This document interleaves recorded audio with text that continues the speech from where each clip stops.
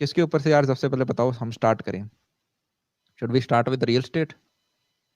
Real state के कुछ basics हैं जो मेरे को पहले आपको डिस्कस करनी है। ठीक है यार, मैं ये नहीं बता रहा हूँ, आप में से यार काफी बच्चे होंगे जो सोचेंगे भाई मेरे को रियल स्टेट में जाना ही नहीं।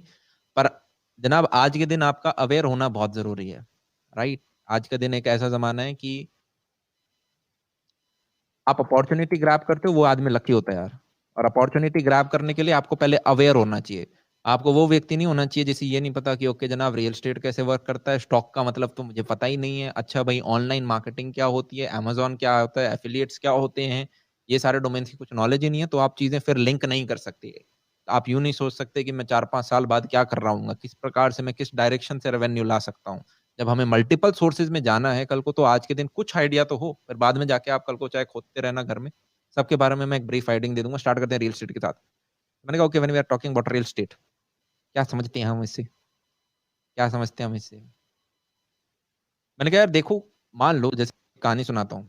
मेरी एक दोस्त है, ठीक है, तो उसने कहा यार मेरे पास लगभग 1 करोड़ की सेविंग है और मैं उससे एक अपार्टमेंट लेना चाहता हूँ। तो मैंने कहा ठीक है, तो हमारे यहाँ पे अपार्टमेंट हो गया कॉस्ट का 1 CR। उसने कहा यार मैं लूं नहीं लूं, या ये सेम अमाउंट में बैंक में रख दूं, कहीं स्टॉक में लगा दूं, या रेंट पे ही रहती रहूं, मेरे समझ में नहीं आ रहा। मैंने कहा ओके, हमारी प्रॉपर्टी का 1 करोड़ है। मैंने कहा रेंट कितना दे देती है? तो उन्होंने कहा यार रेंट जो है वो लगभग लगभग उसका आ जाता है 20,000 रुपए पर मंथ। मैंने कहा 20,000 आ जाता है, अच्छा तो क्या मैं बोल सकता हूँ यार उस प्रॉपर्टी से 1 साल के अंदर कितनी अर्निंग हो जाएगी? 20,000 × 12। तो अगर मैं यहाँ पे अपना कॉस्ट वर्सेज रेंट, या फिर इसे आप चाहो तो कॉस्ट अपॉन अर्निंग रेशियो भी बोल सकते हो, जो मेरा कॉस्ट अपॉन अर्निंग रेशियो है, इसको आप जब करोगे कितना निकल के आ रहा है जरा चेक करना। ये आपका समवेयर आएगा 1 CR डिवाइडेड बाय 2.4 lakhs। ठीक है, विच इज नथिंग बट 42/1। 42/1 का मतलब क्या मैं ये समझ सकता हूं कि जब आपने 42 रुपीज इन्वेस्ट किए, वो 42 रुपीज ने 1 साल में आपको एक एक्स्ट्रा रुपया कमा के दिया। क्या मैं ये समझ पा रहा हूँ?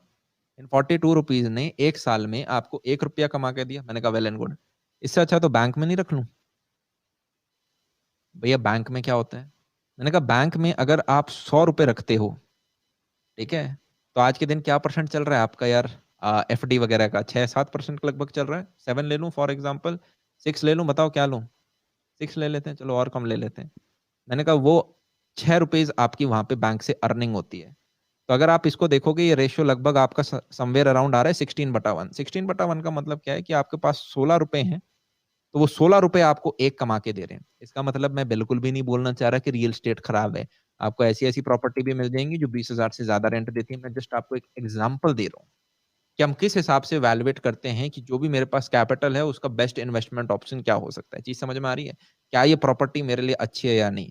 वैसे अगर हम रियल स्टेट की बात कर ही रहे हैं, एक थंब रूल है यार रियल स्टेट में, आप एक जनरल डायलॉग नहीं बोल सकती। Area and location is very important.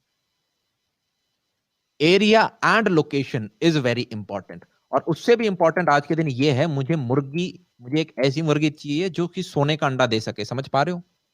मुझे एक ऐसी मुर्गी चाहिए जो कि सोने का अंडा दे सके। बीच बीच में यार मैं लेफ्ट राइट जंप करूंगा। मैं चाहता हूं आप एक फ्लो चार्ट बनाओ। सबसे पहले फ्लो चार्ट ये है, पहला स्टेप हमारा ये है कि हम आज एक टारगेट बना लेंगे।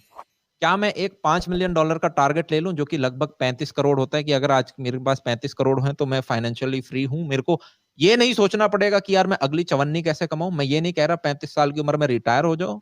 मैं कह रहा हूं कि आपको सोचना नहीं पड़ेगा पैसे के बारे में।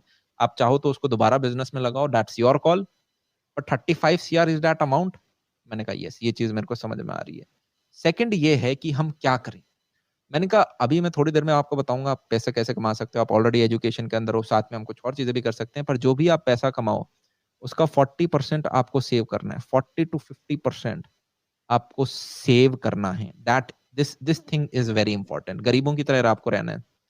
और इसके पीछे यार एक रीजन है, ये बहुत मुश्किल है। आपको लग रहा होगा मैं 50% में अपना खर्चा निकाल लूंगा, 50% बचा लूंगा, ऐसा नहीं है। मान लो आज के दिन एक व्यक्ति 1 करोड़ कमाता है, भैया करोड़ से कम में बात नहीं करोगे क्या? मैंने कहा करेंगे, पर एग्जाम्पल तो लेने दो मुझे। मैंने कहा आज के दिन मान लो एक व्यक्ति 1 करोड़ कमाता है 1 साल का, उसके ऊपर टैक्स पता है कितना लगेगा? 30% टैक्स लगेगा। और गलती से अगर वो व्यक्ति GST वगैरह रिलेटेड बिजनेस में है तो प्लस 18% टैक्स और लगेगा। क्या मैं बोल सकता हूँ इस व्यक्ति पे 48% टैक्स लगा है? मजाक से हटके बात हो रही है, 48% टैक्स। वैसे काफी सिनेरियोज में यार अगर आपका नॉर्मल है तो आप 30% में भी हो जाते हो, तो मैंने कहा यार एक एवरेज लेने के लिए हर टाइप का, क्या मैं इसको 40% लिख दूं? ब्रैकेट 30% का है पर यार जीएसटी वेएसटी सब मिला के 40 लिख दूं? लगभग 40 लाख आपने टैक्स में दे दिया। अब मुझे बताओ 1 करोड़ का 50% कितना होता है? 50% आपको बचाना है। मैंने कहा 50 लाख, तो 50 लाख आपने सेव कर लिया। अब आप मुझे ये बताओ आपके बैंक में कितना पड़ा है आपकी खर्चे के लिए? कितना आप, मैंने कहा आप सिर्फ 10 लाख में आपको अपना पूरे साल का खर्चा निकालना है। अगर 10 लाख में आपको पूरे साल का खर्चा निकालना है, मुझे बताओ क्या आप गाड़ी अफोर्ड कर सकते हो?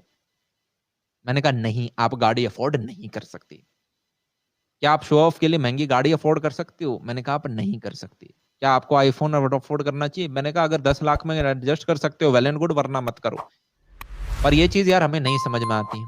हम क्या करेंगे, हम तो भाई खर्च करेंगे। हमें, आपने ऐसे ऐसे इंडिविजुअल देखे, चलो अब एक अच्छा नॉर्मल फिगर लेते हैं, मान लो 20 लाख का ले लो। किसी की सैलरी 20 लाख है, उस पर टैक्स कितना लगेगा? शुरुआत में यार आपका टैक्स ब्रैकेट कम होता है, पता है ना आपको, 15 लाख से कम में आपके कम कम होते हैं। तो जब आप उसको वैल्यूएट करते हो वो लगभग 3.5 लाख के करीब आपका टैक्स आता है। ऑल्दो आप चाहो तो इसको भी कम कर सकते हो कुछ प्रैक्टिसेस का इस्तेमाल करके। हमारे पास कितना बच गया यार? लगभग, क्या मैं बोल सकता हूँ राउंड फिगर एक 16 लाख ले लेते हैं, 16 लाख के करीब मेरे पास बच गया। 20 लाख का आधा क्या होता है? क्या मैं बोल सकता हूँ 10 लैक्स तो आपको सेव करने हैं, स्टोर करो इसको। ग्रेट। मेरे पास बचा कितना? क्या मैं बोल सकता हूँ सिर्फ 6 लैक्स बचे अपने खुद के सर्वाइवल के लिए? अब इस 6 लाख में आपको रेंट भी देखना है, खाना भी देखना है, बिजली का बिल भी देखना है, और गलती से अगर आपके कोई एक आध एक्सपेंडिचर है वो भी देखने हैं। क्या चीज समझ में आ गई मुझे? सेट में यार हम इन्वेस्ट करेंगे, क्या ये हमारा हार्ड अर्न्ड मनी है? बहुत हार्ड अर्न्ड मनी है, इसे ऐसे वैसे ही तो इन्वेस्ट नहीं कर देंगे। मैंने कहा हम ऐसी प्रॉपर्टी में इन्वेस्ट करते हैं जो कि एक मे बी ना हो, वो एक मस्ट हो, एक हॉट प्रॉपर्टी हो। भैया what do you mean by hot property?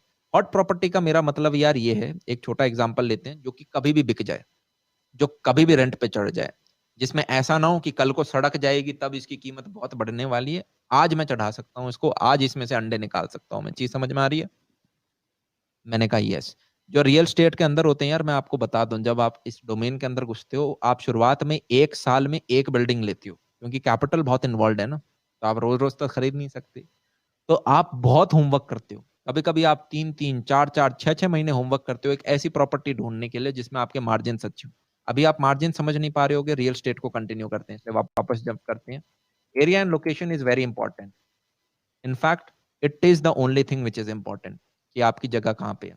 और इसमें छोटी छोटी चीजें मैटर करती हैं। रुपए हो गए, लगभग 12 गुना बढ़ गए हम। तो अगर आप इसको निकालोगे 12 टाइम्स, ये लगभग आपको 32% का रिटर्न दे रहा है। जो बैंक आपको 6% का रिटर्न देता था, 32% का रिटर्न, आप समझ रहे हो यार? क्या आपने 100 रुपए लगाए और आप 32 रुपए कमा रहे हो? ओ भाई साहब, 1/3/1। आपने 3 रुपए रखे और वो 3 रुपए आपको 1 रुपया कमा के दे रहे हैं, तो बहुत अच्छा हो गया ना।